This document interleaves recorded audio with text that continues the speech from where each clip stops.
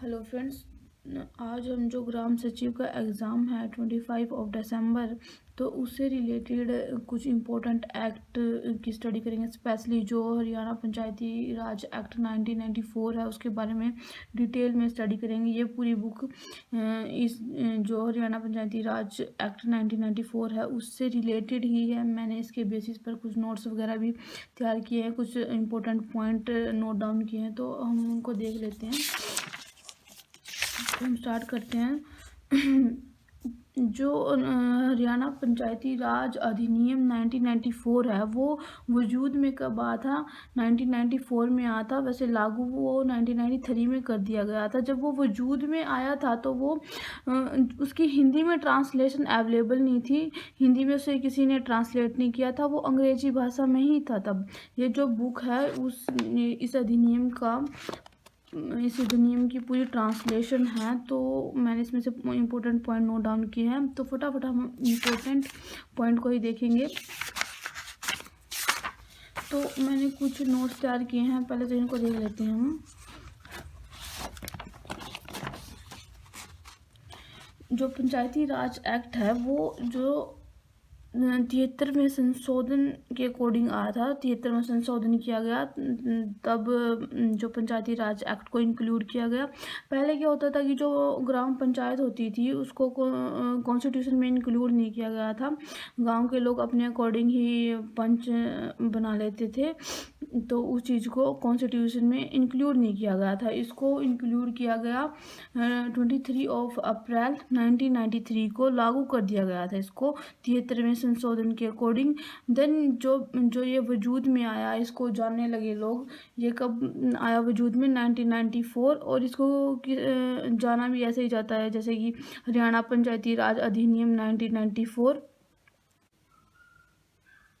तो नेक्स्ट आता है हमारा लोक सेवक की। लोक सेवक क्या होता है? जो लोक सेवक की डेफिनेशन है वो दंड संहिता 1860 की धारा 21 में परिभाषित की गई है। तो उसमें क्या बोला गया, किसे बोला गया? लोक सेवक। लोक सेवक कौन होता है कि भाई जो पंच हो गए, हमारे सरपंच हो गए, पंचायत समिति अथवा जो जिला परिषद का सदस्य है, या फिर अध्यक्ष या फिर उपाध्यक्ष है, या प्रधान है, या फिर कोई उप प्रधान है, उनको हम क्या बोल सकते हैं? लोक सेवक बोल सकते हैं उनको हम। जो राज्य निर्वाचन आयोग का गठन है वो अनुच्छेद 243 के तय खंड में इंक्लूड किया गया है। ये काफ़ी ज़्यादा इम्पोर्टेंट है। राज्य निर्वाचन आयोग का गठन किस में है? अनुच्छेद 243 के तय पार्ट में। देन आता है नेक्स्ट, जो हमारी ग्राम पंचायत है, पंचायत समिति है, जिला परिषद है, उनका कार्यकाल कितना होता है? उनका कार्यकाल 5 वर्ष होता है, अगर उसको हम भंग न करें तो। अगर उसको बाई चांस भंग कर दिया जाता है तो उसकी जो कंडीशंस है वो धारा 52 में इंक्लूड की गई हैं। इसकी जो धारा 52 है इसकी फर्दर 2 उपधाराएं हैं होती हैं। जो फर्स्ट उपधारा है उसके अकॉर्डिंग क्या है कि भाई अगर उसको भंग कर दिया जाता है, जो पंचायत समिति है या फिर ग्राम पंचायत, उसको भंग कर दिया जाता है, जैसे तो क्या हुआ कि जैसे कोई ग्राम पंचायत 5 वर्ष के लिए कार्यरत है, उसको 2 साल बाद उसको भंग कर दिया जाता है। तो अगर जो नई ग्राम पंचायत आएगी कार्य में, तो उसका जो कार्यकाल होगा वो नेक्स्ट 3 ईयर ही होगा, क्योंकि 2 साल तो जो पुरानी थी जिसे भंग कर दिया गया वो ऑलरेडी कार्यरत रह चुकी है। उसमें जो नेक्स्ट आएगी वो नेक्स्ट 3 ईयर के लिए ही आएगी, ना कि नेक्स्ट 5 ईयर के लिए आएगी। तो इस चीज़ को भाई संशोधन 73 के थ्रू ऐड किया गया है, एक्ट 1992। नेक्स्ट आता है कि जैसे पंच और सरपंच बन गए तो उनकी शपथ से रिलेटेड कुछ चीज़ें ऐड की गई हैं। अगर भाई वो उनका शेड्यूल तैयार किया जाता है, जैसे वो चुनाव जीत गए तो उनका शेड्यूल तैयार किया जाता है कि कौन कब कैसे शपथ लेगा। तो अगर वो उस शेड्यूल के अकॉर्डिंग शपथ नहीं लेते हैं, कोई भी पंच हो गया या फिर सरपंच हो गया, तो क्या किया जाएगा? उनका चुनाव रद्द कर दिया जाएगा, और जो नेक्स्ट 2 ईयर्स है उन 2 ईयर्स में वो कोई भी चुनाव नहीं लड़ पाएंगे। हम सचिव के बारे में स्टडी करते हैं कि ग्राम सचिव होता क्या है, उसके क्या कर्तव्य होते हैं। तो मैंने कुछ इम्पोर्टेंट पॉइंट नोट डाउन किए हैं इस बुक में से, तो उनको देख लेते हैं।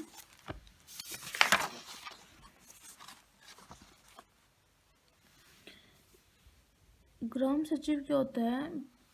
प्रत्येक ग्राम पंचायत का अथवा ग्राम पंचायतों के समूह के लिए एक ग्राम सचिव होगा, जिसकी नियुक्ति कौन करेगी?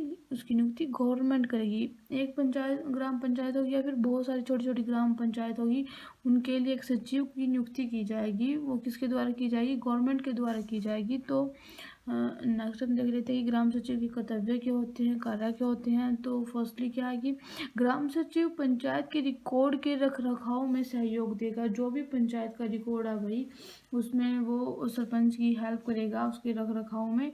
सेकंड क्या आता है कि कैश बुक लेखा जोखा तैयार करेगा और पंचायत की समस्त संपत्ति का पूर्ण ब्यौरा रखेगा और उसकी देखभाल में ग्राम पंचायत को सहयोग देगा। तो सेकंड ये आता है कि भी जैसे कोई भी ग्राम पंचायत में कोई भी प्रोजेक्ट आता है या फिर सरपंच के पास कोई भी प्रोजेक्ट आता है, तो उसका उस पर कितना स्पेंड हुआ, कितनी राशि बची या फिर कितनी लगी, तो उसका सारा लेखा जोखा तो उसको ग्राम सचिव को देना पड़ेगा, सरपंच को।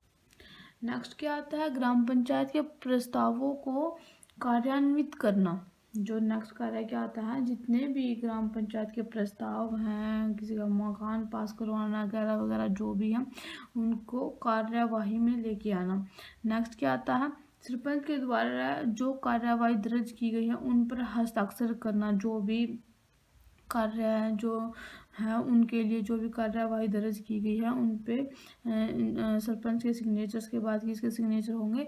ग्राम सचिव के सिग्नेचर्स होंगे। फर्दर क्या आता है? मंथली रिपोर्ट खंड विकास तथा पंचायत अधिकारी को भेजेगा। जो भी मंथली रिपोर्ट होगी वो किसके पास भेजेगा? वो खंड विकास तथा पंचायत अधिकारी को भेजेगा। नेक्स्ट क्या आता है? कैश बुक के बकाया पर डेली सिग्नेचर करेगा।